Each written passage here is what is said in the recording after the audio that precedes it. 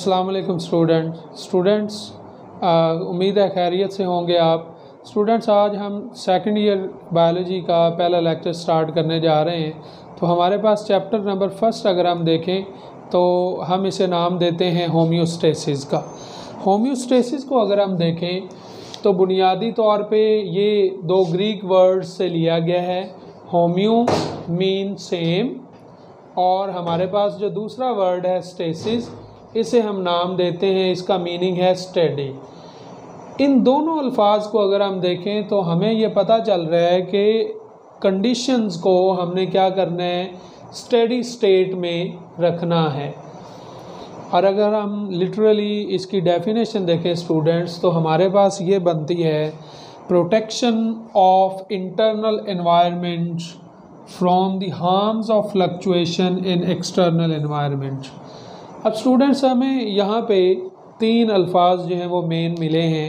एक है हमारे पास इंटरनल एनवायरनमेंट, सेकंड वन है harms of fluctuation, and third one is external environment. अगर हम बात करें इंटरनल एनवायरनमेंट की, तो दरअसल हम ये कह सकते हैं यहाँ पे किसी भी ऑर्गेनिज्म का इंटरनल एनवायरनमेंट या फिर किसी भी सेल का इंटरनल एनवायरनमेंट। नंबर 2 पे है हार्म्स ऑफ फ्लक्चुएशन, और नंबर 3 पे क्या था हमारे पास, एक्सटर्नल एनवायरनमेंट। जब हम एक्सटर्नल एनवायरनमेंट को देखते हैं तो ये याद रखिए, एक्सटर्नल एनवायरनमेंट जो है उसमें जो भी चेंजिंग होगी उसकी वजह से जो डैमेज हो सकती है सेल को या इंडिविजुअल को, उससे बचना है, तो हम इसे नाम देंगे होम्योस्टेसिस का। तो ओवरऑल अगर हम देखें स्टूडेंट्स, तो होम्योस्टेसिस में हमारे पास एक्सटर्नल एनवायरनमेंट में जो चीज़ें चेंज हो सकती हैं, काफ़ी सारी चीज़ें चेंज होती हैं, लेकिन आम तौर पे अगर हम देखें वाटर की कंसंट्रेशन चेंज हो सकती है, सॉल्यूट की कंसंट्रेशन चेंज हो सकती है, और टेम्परेचर शफल हो सकता है। सो रिमेंबर स्टूडेंट्स, बाहर के माहौल में जो मर्ज़ी चेंजिंग आती रहे, टेम्परेचर ज़्यादा हो गया है, टेम्परेचर कम हो गया है, इसके बावजूद भी इंटरनल बॉडी कंडीशंस जो हैं वो क्या होनी चाहिए, सेम रहनी चाहिए। मिसाल के तौर पे अगर हम ख़ुद को ही देखें, हम लोग देखते हैं कि हमारे आउटर एनवायरनमेंट में गर्मियों में टेम्परेचर जो है वो 50 डिग्री सेंटीग्रेड तक चला जाता है, 50 से भी बढ़ जाता है कई इलाकों में, लेकिन इसके बावजूद हमारी बॉडी का टेम्परेचर जो है वो नॉर्मली 37 और 38 पॉइंट समथिंग या अप टू 38 जो है डिग्री सेंटीग्रेड रहना चाहिए।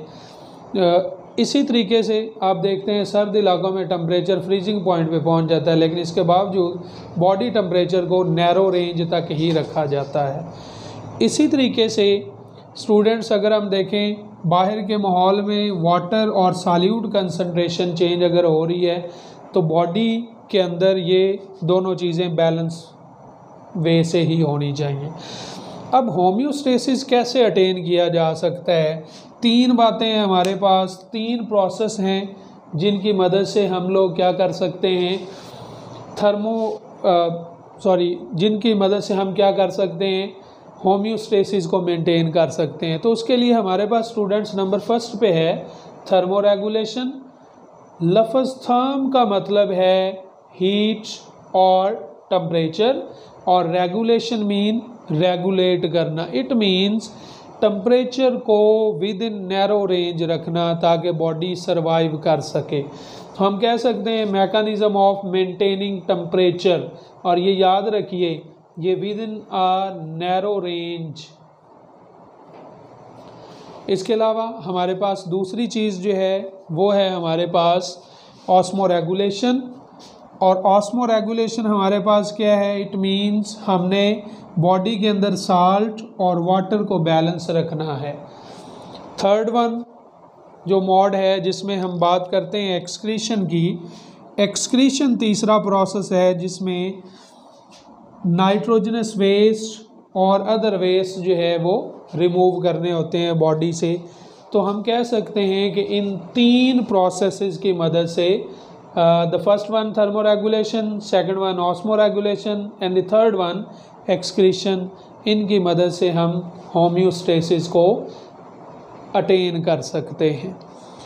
अब स्टूडेंट्स अगर हम इस लिहाज से देखें तो याद रखिए ओवरऑल हर ऑर्गेनिज़म के अंदर टेम्परेचर के हवाले से, होम्योस्टैटिक कंडीशन के हवाले से कुछ सेट पॉइंट फिक्स किए गए हैं। ये बिल्कुल ऐसे ही बात है जैसे हम फिज़िकल कोई सिस्टम देखते हैं, जैसे आयरन वगैरह है, जैसे किसी प्लांट का कूलिंग मैकेनिज़्म है, तो उसमें इन्होंने टेम्परेचर फिक्स किया होता है। किसी भी पॉइंट पे फिक्स कर लिया जाए तो हम उसे नाम देते हैं सेट पॉइंट का। अब सेट पॉइंट को ठीक रखने के लिए एक डिवाइस यूज़ की जाती है, थर्मोस्टेट। थर्मोस्टेट एक ऐसी डिवाइस है जो टेम्परेचर को या किसी भी सेट पॉइंट को फिक्स रखती है। अगर वो टेम्परेचर हाई हो जाता है तो उसको लोअर डाउन करना, और अगर टेम्परेचर कम हो जाता है तो उसको हाई करना। सो इसी तरीके से थर्मोस्टेट को अगर हम देखें तो वो कहता है कि जी थर्मोस्टेट जो है वो फिज़िकल सिस्टम में भी इस्तेमाल होता है और लिविंग सिस्टम में भी मौजूद है। इंटरनल एनवायरनमेंट में देखें तो सेल्स इंटरनल एनवायरनमेंट हो सकता है, या फिर आपके पास इंडिविजुअल इंटरनल एनवायरनमेंट हो सकता है। एक्सटर्नल एनवायरनमेंट यानी आउटर एनवायरनमेंट जो भी चेंजिंग होगी इसमें वो हम स्टडी करेंगे। हम इसे सराउंडिंग भी कह सकते हैं। सो याद रखें हमारे पास इंटरनल एनवायरनमेंट में भी चेंजिंग हो रही होती हैं, सेल्स के इंटरनल एनवायरनमेंट में भी और एक्सटर्नल एनवायरनमेंट में भी चेंजिंग हो रही होती है। तो ये याद रखिए एक्सटर्नल एनवायरनमेंट में जो मर्जी चेंजिंग होती रहे, internal environment of the organism of the cell must be at a steady state. तो इसी के अकॉर्डिंग अगर हम देखें तो ये याद रखिए, अगर हम होम्योस्टैटिक्स की ही बात करें मज़ीद, तो ये याद रखिए कि फ़िज़िकल और लिविंग दो तरह के कंट्रोल सिस्टम जो हैं वो होते हैं। कुछ ऐसे हैं जो हम डिवाइसेस में इस्तेमाल करते हैं, हम उसे नाम देंगे फ़िज़िकल कंट्रोल सिस्टम, और सेकंड वन जो लिविंग ऑर्गेनिज्म में चल रहा है उसे हम नाम देते हैं लिविंग कंट्रोल सिस्टम। स्टूडेंट्स यहाँ पे एक बात याद रखिए, चाहे फ़िज़िकल कंट्रोल सिस्टम है चाहे लिविंग कंट्रोल सिस्टम है, दोनों में ही तीन बुनियादी चीज़ें जो हैं वो शामिल हैं। तीन चीज़ें हैं। नंबर फर्स्ट पे है, अगर हम फिज़िकल कंट्रोल सिस्टम पे देखें तो हमारे पास है सेंसर। याद रखें फिज़िकल कंट्रोल सिस्टम में सेंसर जो है वो क्या करेगा, चेक करेगा whether the temperature is higher और लोअर। फॉर एग्ज़ाम्पल हमारे पास फिज़िकल कंट्रोल सिस्टम में सेंसर के तौर पे काम करेगा थर्मोमीटर, जिसने टेम्परेचर चेक करना है। अब टेम्परेचर चेक करके सेंसर ने इन्फो देनी है कंट्रोल सेंटर को। अब कंट्रोल सेंटर का काम है कि उस टेम्परेचर को, अगर टेम्परेचर हाई हो गया है तो देन कूलिंग मैकेनिज़्म ऑन करे किसी भी सिस्टम का, ताकि टेम्परेचर जो है वो लोअर डाउन हो जाए। और अगर आपके पास टेम्परेचर थर्मोमीटर ने डिटेक्ट किया है कि लोअर हो गया है then the normal set point, then the control centre will activate the heating mechanism so that temperature will be in higher amount. इसी तरीके से स्टूडेंट्स, जैसे फिज़िकल सिस्टम में हमारे पास सेंसर, कंट्रोल सेंटर और इफ़ेक्टर हैं, इसी तरीके से लिविंग जो कंट्रोल सिस्टम है इसमें भी हमारे पास तीन बुनियादी चीज़ें या कंपोनेंट हैं। एक है हमारे पास रिसेप्टर। यहाँ पे हमारे पास सेंसेशन फील करने के लिए रिसेप्टर्स हैं। जैसे हम बात करते हैं हमारी स्किन में रिसेप्टर्स मौजूद हैं टच को फील करने के लिए, इसी तरीके से आई में रिसेप्टर मौजूद हैं देखने के लिए।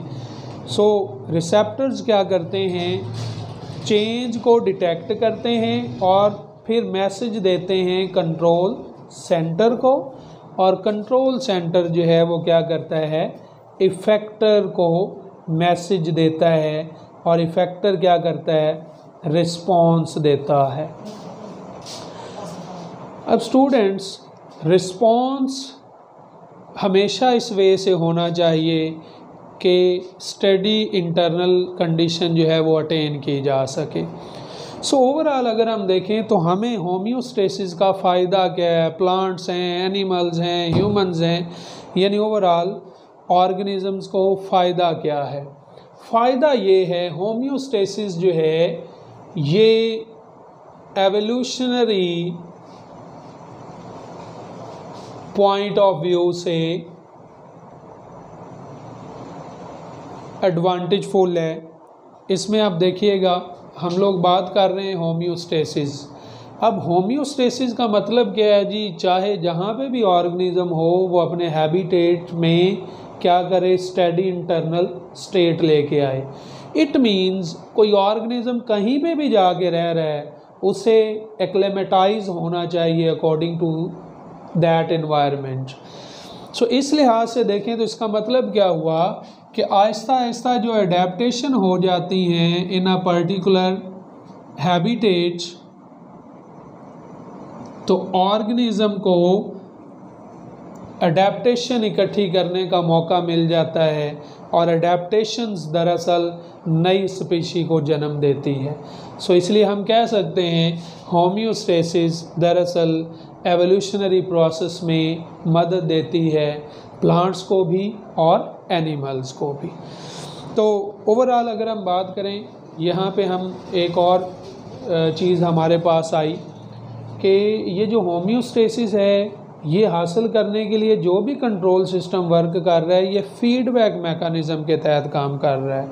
यानी फॉर एग्ज़ाम्पल अगर हम बात करते हैं एक सेल का इंटरनल एनवायरनमेंट ज़्यादा वाटरी हो जाता है, वाटर ज़्यादा है, ठीक है, तो वो वाटर एक्स्ट्रा जो है वो रिमूव करेगा ताकि इंटरनल कंडीशन साल्ट और वाटर की बैलेंस रहे, और ड्राई कंडीशन में वो इन्वायरमेंट से वाटर जो है वो अटेन करेगा ताकि टर्जिडिटी भी मेंटेन रहे in the case of plants as well. So overall हमारे पास यहाँ पे होम्योस्टेसिस में हमने बात की कि होम्योस्टेसिस क्या है, steady internal state that can be obtained by following three processes: thermoregulation, osmoregulation and excretion. Second one हमने यहाँ पे डिस्कस किया कंट्रोल सिस्टम। तो two type of control system exist, one is physical that is present in devices like iron and other factory equipment area devices, and second one is living system. So चाहे physical control system है चाहे living control system है, दोनों सूरतों में उसके पास तीन main component होते हैं। One is sensor that will feel the change, control centre that regulate the temperature और other condition according to information of sensor, and the effector that shows response. So students I hope आपको अच्छे से समझ आई होगी। आपको कोई भी यहाँ पे प्रॉब्लम हो, किसी भी सवाल की अगर जवाब चाहिए तो आप कमेंट कर सकते हैं, और हमारी वीडियो को लाइक और सब्सक्राइब कीजिएगा। अल्लाह हाफ़िज़।